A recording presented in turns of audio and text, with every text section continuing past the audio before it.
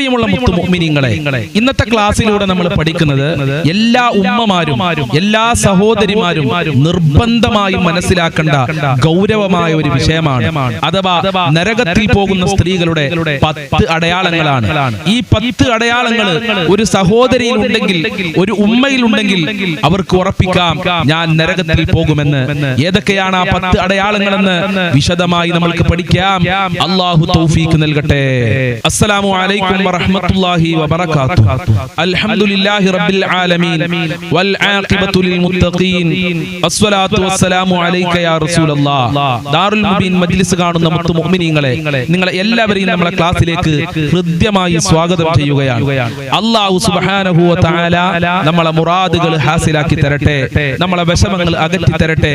ദുആ കൊണ്ട് വസിയത്ത് ചെയ്തവരുടെ എല്ലാ ബുദ്ധിമുട്ടുകളും അല്ലാഹു അകറ്റി കൊടുക്കട്ടെ. എല്ലാവർക്കും റാഹത്തല്ലേ? എല്ലാവർക്കും സന്തോഷല്ലേ? എല്ലാവരും മനസ്സറിഞ്ഞുകൊണ്ട് 3 പ്രാവശ്യം അൽഹംദുലില്ലാ പറയൂ. അൽഹംദുലില്ലാ, അൽഹംദുലില്ലാ, അൽഹംദുലില്ലാ. അൽഹംദുലില്ലാ പറഞ്ഞവരൊക്കെ അതൊന്ന് കമന്റിൽ എഴുതി വിടണം. ആരൊക്കെയാണ് ഹംദ് പറഞ്ഞത് എന്ന് ഉസ്താദിന് മനസ്സിലാക്കാനാണ്. അല്ലാഹു അനുഗ്രഹിക്കട്ടെ. ഇന്നത്തെ ക്ലാസ്സിൽ ഞാൻ നിങ്ങളോട് എല്ലാവരോടും ഒരു ക്വസ്റ്റ്യൻ ചോദിക്കുകയാണ്. അറിയുന്ന ആളുകളൊക്കെ അതൊന്ന് കമന്റിൽ എഴുതി വിടണം. അല്ലാഹു സുബ്ഹാനഹു വ തആല ഓരോ മലക്കിനും ഓരോ കാര്യങ്ങൾ ഏൽപ്പിച്ചു കൊടുത്തിട്ടുണ്ട്. എന്നാൽ നരകത്തിനെ കാക്കുന്ന മലക്കിന്റെ പേരെന്താണ്? നരകത്തിനെ കാക്കാൻ ഏത് മലക്കിനെയാണ് അല്ലാഹു സുബ്ഹാനഹു വ തആല ഏൽപ്പിച്ചിട്ടുള്ളത്? അറിയുന്നവരൊക്കെ ഒന്ന് കമന്റിൽ എഴുതി വിടുക. അല്ലാഹു അനുഗ്രഹിക്കട്ടെ. പ്രിയമുള്ള മുത്തു മുഅ്മിനീങ്ങളെ, ഇന്നത്തെ ക്ലാസ്സിലൂടെ നമ്മൾ പഠിക്കുന്നത് വളരെയേറെ ഗൗരവത്തോടുകൂടെ മനസ്സിലാക്കേണ്ട ഒരു വിഷയമാണ്. അഥവാ നരകത്തിൽ പ്രവേശിക്കുന്ന, നരകത്തിലേക്ക് പോകുന്ന സഹോദരിമാരുടെ, ഉമ്മമാരുടെ, ഭാര്യമാരുടെ 10 സ്വഭാവങ്ങളെ കുറിച്ചാണ്. ഈ 10 സ്വഭാവം ഒരു സഹോദരിയിൽ ഉണ്ടെങ്കിൽ, ഒരു ഉമ്മയിൽ ഉണ്ടെങ്കിൽ നമുക്ക് മനസ്സിലാക്കാം അവർ നരകത്തിലേക്ക് പോകുന്ന പ്രവർത്തനങ്ങളാണ് ചെയ്തുകൊണ്ടിരിക്കുന്നത് എന്നുള്ളത്. നരകത്തിനെ തൊട്ട് അല്ലാഹു സുബ്ഹാനഹു വ തആല നാം എല്ലാവരെയും കാത്തുരക്ഷിക്കട്ടെ. അല്ലാഹുവേ, കത്തിജ്വലിക്കുന്ന നരകത്തിനെ തൊട്ട് ഞങ്ങളെ ക്ലാസ് കേൾക്കുന്നവരെ, ഞങ്ങളെ കുടുംബക്കാരെ, ബന്ധപ്പെട്ടവരെ കാത്തുരക്ഷിക്കണേ അല്ലാഹ്. നരകത്തിലേക്ക് പോകുന്ന ഒന്നാമത്തെ പ്രവർത്തനം മഹാനായ നബിതങ്ങൾ പറയുന്നു, സ്ത്രീകൾ ഭർത്താക്കന്മാരോട് നന്ദികേട് കാണിക്കുന്നവരാണ്.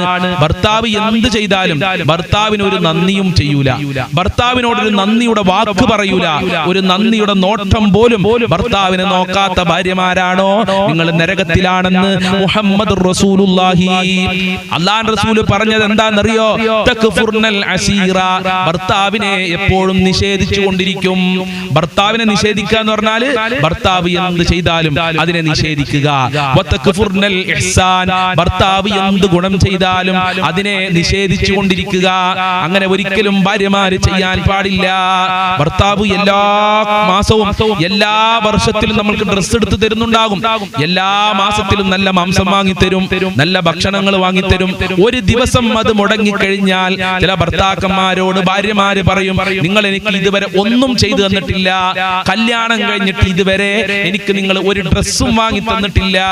ചിലപ്പോൾ ഭർത്താവിന്റെ കയ്യിൽ ക്യാഷ് ഇല്ലാഞ്ഞിട്ടായിരിക്കാം. അതിന്റെ മുമ്പൊക്കെ എല്ലാ പെരുന്നാൾക്കും ഭർത്താവ് ഡ്രസ്സ് വാങ്ങി കൊടുത്തിട്ടുണ്ടാകും, നല്ല ഭക്ഷണങ്ങൾ വാങ്ങി കൊടുത്തിട്ടുണ്ടാകും. അതൊക്കെ ഇവള് മറന്നുകൊണ്ട് ഭർത്താവിനോട് നന്ദികേട് കാണിക്കുക, നന്ദികേടിന്റെ വാക്കുകൾ പറയുക. കല്യാണം കഴിഞ്ഞിട്ട് നിങ്ങൾ ഇതുവരെ എനിക്കൊന്നും വാങ്ങി തന്നിട്ടില്ല, നല്ല ഭക്ഷണം വാങ്ങി തന്നിട്ടില്ല, നല്ല വാഹനം വാങ്ങി തന്നിട്ടില്ല, നല്ല ഡ്രസ്സ് വാങ്ങി തന്നിട്ടില്ല. അങ്ങനെ ഭർത്താവ് ചെയ്തതിനൊക്കെ നിഷേധിക്കുന്ന ഒരു സംസാരം ഭാര്യമാര് സംസാരിക്കുകയാണെങ്കിൽ നിങ്ങൾ നരകത്തിലാണെന്ന് ലോകത്തിന്റെ നേതാവ് മുഹമ്മദുർ റസൂലുള്ളാഹി. ഭർത്താവിന്റെ സാഹചര്യം മനസ്സിലാക്കിയിട്ടല്ലേ നമ്മൾ സംസാരിക്കേണ്ടത്. ഒരുപക്ഷെ ഭർത്താവിന് അന്നത്തെ ദിവസം നമുക്ക് ഡ്രസ്സ് വാങ്ങി തരാൻ ക്യാഷ് ഉണ്ടാവൂല, ജോലിയുള്ള ഭർത്താവിന് ജോലി നഷ്ടപ്പെട്ടിട്ടുണ്ടാകും. അപ്പൊ ആ സാഹചര്യം മനസ്സിലാക്കി ഭർത്താവിനോട് നന്ദിയോടെ സംസാരിക്കുകയും പെരുമാറുകയും ചെയ്യണം. അവർക്കാണ് സ്വർഗമെന്ന് മുഹമ്മദുർ റസൂലുള്ളാഹി. രണ്ടാമത്തെ സ്വഭാവം എന്റെ ഉമ്മമാരി ഗൗരവത്തോടെ മനസ്സിലാക്കണം. ശാപവാക്കുകൾ പറയുന്ന സ്ത്രീകളാണ്. അപ്പൊ ഉസ്താദേ, അത് പുരുഷന്മാരും പറയില്ലേ ശാപവാക്കുകൾ? പുരുഷന്മാരെക്കാൾ ശാപവാക്കുകൾ പറയുന്നത് സഹോദരിമാരാണ് എന്നാണ് ഹദീസിൽ നിന്ന് നമ്മൾക്ക് മനസ്സിലാകുന്നത്. അല്ലാഹുവിന്റെ റസൂൽ പറഞ്ഞു, കസ്റത്തുൽ ലഅൻ. നമ്മൾ ധാരാളം ഒരാളെ ശപിച്ചു കഴിഞ്ഞാൽ അത് നരകത്തിലേക്കുള്ള സ്വഭാവമാണ്, നരകത്തിൽ പോകുന്നവരുടെ സ്വഭാവമാണ്. അപ്പൊ വല്ലാതെ ശപിക്കരുതേ. മക്കളെ ശപിക്കുന്നവരുണ്ട്, നീ ഒരിക്കലും നന്നാവൂല, നീ പണ്ടാരടങ്ങും, നീ നശിച്ചു പോകും, ഇങ്ങനെയൊക്കെ മക്കളോട് അതല്ലെങ്കിൽ മറ്റുള്ള ആളുകളോട് പറയുന്നത് കൂടുതൽ സഹോദരിമാരാണ്. അതുകൊണ്ടാണ് സഹോദരിമാരോട് ഈ കാര്യം ഉണർത്തുന്നത്. അല്ലാഹുവേ, ഞങ്ങൾക്കൊക്കെ സ്വർഗ്ഗത്തിൽ പ്രവേശിക്കാനുള്ള തൗഫീക്ക് നൽകണേ അല്ലാ. സ്വർഗ്ഗത്തിലേക്ക് പോകുന്ന പ്രവർത്തനങ്ങൾ ചെയ്യാനുള്ള മനസ്സും ആരോഗ്യവും നൽകണേ അല്ലാ. അപ്പൊ കൂടുതലായി ശാപവാക്കുകൾ നമ്മൾ ആരോടും പറയരുതേ. നീ ഒരിക്കലും നന്നാവൂല, നീ നശിച്ചു പോകും, നീ നശിച്ചു പണ്ടാരടങ്ങും, അങ്ങനെ ഒരിക്കലും ഒരാളോടും പറയരുതേ. അതുപോലെ ഉമ്മമാരെ ശ്രദ്ധിക്കേണ്ട മൂന്നാമത്തെ കാര്യം ഔറത്ത് മറക്കാതെ നടക്കുക എന്നുള്ളതാണ്. ഔറത്ത് മറക്കാതെ നടന്നു കഴിഞ്ഞാൽ അത് നരകത്തിലേക്കുള്ള പ്രവർത്തനമാണ്. കാസിയാത്തുൻ ആരിയാസ്, ഡ്രസ്സൊക്കെ ധരിച്ചിട്ടുണ്ടാകും, പക്ഷെ മുഴുവനും കാണും, എല്ലാ ഔറത്തും കാണുന്ന രൂപത്തിലാണ് പല സഹോദരിമാരും ഇന്ന് ഡ്രസ്സ് ധരിക്കുന്നത്. അങ്ങനെ ഔറത്ത് വെളിവാക്കി നടന്നു കഴിഞ്ഞാൽ നീ നരകത്തിലാണെന്ന് ജാബിർ ദാരിമി അല്ല പറയുന്നത്, ലോകത്തിന്റെ നേതാവ് മുഹമ്മദ് റസൂലുള്ളാഹി. അതുകൊണ്ട് ഔറത്ത് വെളിവാക്കി നടക്കരുതേ. അന്യ പുരുഷന്മാർ ആകർഷിക്കാൻ വേണ്ടി എത്രയോ സഹോദരിമാര് ഔറത്ത് മറക്കാതെ, കൈ മറക്കാതെ, മാറ് മറക്കാതെ നടക്കുന്നു. അള്ളാഹു നല്ല ബുദ്ധി കൊടുക്കട്ടെ. എന്റെ പ്രിയമുള്ള ഉമ്മമാരെ, നമ്മളെ വളർന്നു വരുന്ന മക്കളോടൊക്കെ ഇത് ഓർമ്മപ്പെടുത്തി കൊടുക്കണം. നമ്മളെ മക്കളുടെ ഡ്രസ്സിങ്ങിന്റെ അവസ്ഥ എന്താ? എത്രയോ വില കൊടുത്ത് ഡ്രസ്സ് വാങ്ങും, 10,000-ന്റെയും 5,000-ന്റെയും. അത് മുസ്ലിമിന്റെ വേഷമാണോ? സിയുൽ മുസ്ലിമി, മുസ്ലിമിന് ഒരു വേഷമില്ലേ? ആ വേഷം അനുസരിച്ചാണോ എന്ന് നമ്മളെ മക്കൾ നടക്കുന്നത്? സ്കൂളിലേക്ക് പോകുന്നത്, കല്യാണത്തിന് പോകുന്നത്, ഹൗസ് വാമിങ്ങിന് പോകുന്നത്, ടൂറിന് പോകുന്നത്. അള്ളാഹു വെറുതെ വിടില്ല. അത് വാങ്ങിക്കൊടുത്ത രക്ഷിതാക്കളെയും അള്ളാഹു സുബ്ഹാനഹു വ തആല നാളെ മഹ്ശറയിൽ വെച്ച് പിടികൂടും സഹോദരിമാരെ. അതുകൊണ്ട് മക്കളോട് നല്ല നിലക്ക് ഉപദേശിക്കുക. ഔറത്ത് മറക്കാൻ മക്കളോട് കൽപ്പിക്കണം. അതിന്റെ ഉത്തരവാദിത്തം, അതിന്റെ പൂർണ്ണ റെസ്പോൺസിബിലിറ്റി മാതാപിതാക്കൾക്കാണ്. അള്ളാഹു മനസ്സിലാക്കാനുള്ള തൗഫീഖ് നൽകട്ടെ. അതുപോലെ നരകത്തിൽ പോകുന്ന സ്ത്രീകളുടെ നാലാമത്തെ അടയാളം, മറ്റുള്ള പുരുഷന്മാർ ആകർഷിക്കാൻ വേണ്ടി, മറ്റുള്ള പുരുഷന്മാർ നോക്കാൻ വേണ്ടി, നമ്മളെ ശ്രദ്ധിക്കാൻ വേണ്ടി ഒട്ടകത്തിന്റെ പൂഞ്ഞ പോലെ പൊങ്ങിയ രൂപത്തിൽ മുടി കെട്ടിവെക്കുക. ഇത് റസൂലുള്ളാഹി സ്വല്ലല്ലാഹു അലൈഹി വസല്ലം തങ്ങൾ നിരോധിച്ചതാണ്. നിങ്ങൾ നരകത്തിലാണെന്ന് അല്ലാഹുവിന്റെ റസൂൽ പറഞ്ഞിട്ടുണ്ട്. അതുകൊണ്ട് ഒട്ടകത്തിന്റെ പൂഞ്ഞ പോലെ മുടി പൊങ്ങിച്ച് കെട്ടിവെക്കരുതേ. അത് റസൂലുള്ളാഹിക്ക് ഇഷ്ടമില്ലാത്ത കാര്യമാണ്. അത് നരകത്തിൽ പോകുന്ന സ്ത്രീകളുടെ അടയാളമാണ്. ഇതൊക്കെ നമ്മളെ മക്കൾക്ക് പഠിപ്പിച്ചു കൊടുക്കണം. അങ്ങനത്തെ വിഷയങ്ങളൊന്നും നമ്മളെ മക്കൾ കേൾക്കാൻ വരൂല. ഇതിനെതിരായി തന്നെയാണ് മക്കൾ ചെയ്യുക. നല്ലത് പറഞ്ഞാൽ നമ്മളെ മക്കൾക്ക് പറ്റൂല. അതുകൊണ്ട് മക്കളോട് പറഞ്ഞു കൊടുക്കണം. എന്റെ സഹോദരിമാരെ, അല്ലാഹുവേ, നാളെ നരകത്തിൽ വെച്ചുകൊണ്ട് മക്കളെ കാണേണ്ട ഒരു അവസ്ഥ ഞങ്ങൾക്ക് വരുത്തല്ല റഹ്മാനെ. സഹോദരിമാരെ കാണേണ്ട ഒരു അവസ്ഥ ഞങ്ങൾക്ക് ആർക്കും വരുത്തല്ല അല്ലാ. നരകത്തിൽ പോകുന്ന സ്ത്രീകളുടെ അഞ്ചാമത്തെ അടയാളം വ്യഭിചാരമാണ്. വ്യഭിചാരം കടുത്ത തെറ്റാണ്. ലാ തഖ്റബുസ് സിനാ, നിങ്ങൾ വ്യഭിചാരത്തിലേക്ക് അടുക്കരുതേ എന്ന് ലോകത്തിന്റെ നേതാവ് നമ്മളോട് പരിശുദ്ധ ഖുർആൻ ഓതി ഓർമ്മപ്പെടുത്തി. വ്യഭിചരിക്കരുതേ എന്നല്ല, വ്യഭിചാരത്തിലേക്ക് അടുക്കുക പോലും ചെയ്യരുതേ. സ്ത്രീ വ്യഭിചരിച്ചാലും പുരുഷൻ വ്യഭിചരിച്ചാലും അത് തെറ്റാണ്, അത് വൻദോഷമാണ്. സ്ത്രീകളെ എടുത്തു പറയാനുള്ള റീസൺ എന്താണ്? സ്ത്രീകളെ പ്രത്യേകമായി പറയാനുള്ള കാരണം എന്താ? ഒരു കുടുംബത്തിന്റെ കാവലാൾ, ഒരു കുടുംബത്തിന്റെ വിളക്കെന്ന് പറയുന്നത് നമ്മളെ സഹോദരിമാരാണ്, ആ വീട്ടിലെ ഉമ്മമാരാണ്, ഭാര്യമാരാണ്. അവർ വഴിപിഴച്ചു പോയാൽ ആ കുടുംബം തന്നെ നശിച്ചു പോവുകയാണ്. എത്രയോ തലമുറകൾ നശിച്ചു പോവുകയാണ്. അതുകൊണ്ടാണ് സ്ത്രീകളെ എടുത്തു പറയാനുള്ള കാരണം. അല്ലാതെ പുരുഷന്മാർ വ്യഭിചരിച്ചാൽ നരകത്തിലല്ല എന്നല്ല.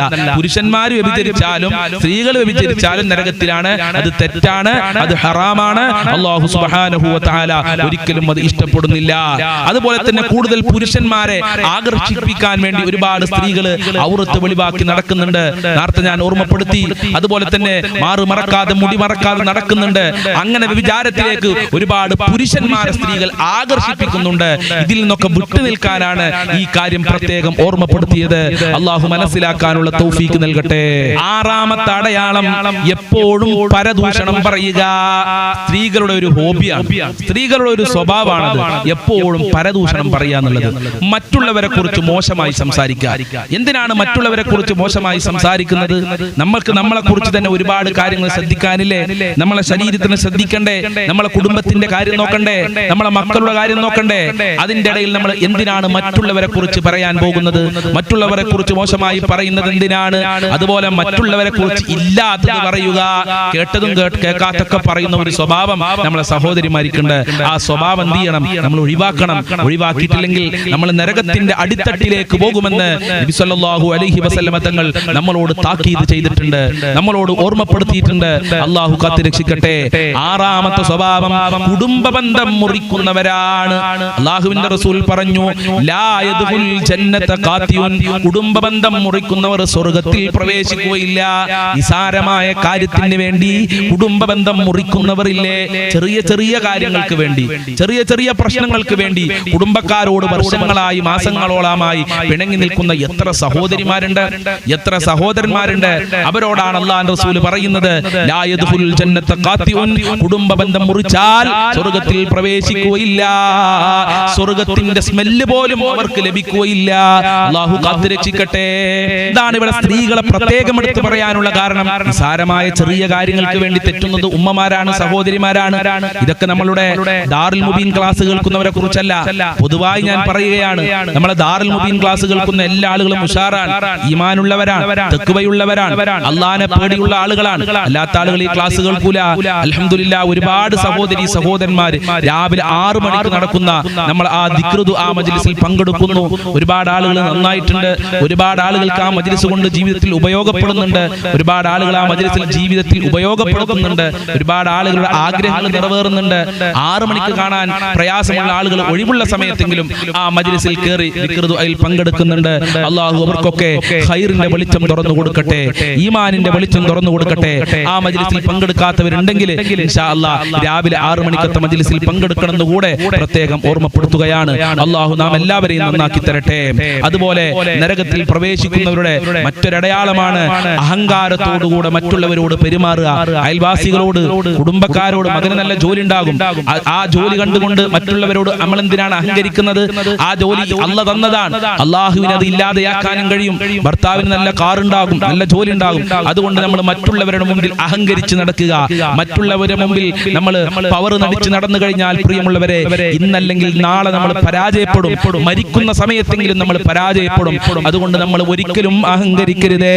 പൊങ്ങാതിരുന്നാൽ പെരിയവൻ തണലുണ്ട്, പെയ്തിട്ട് കുന്നിൽ നിന്നൊലിക്കുന്നുണ്ട്.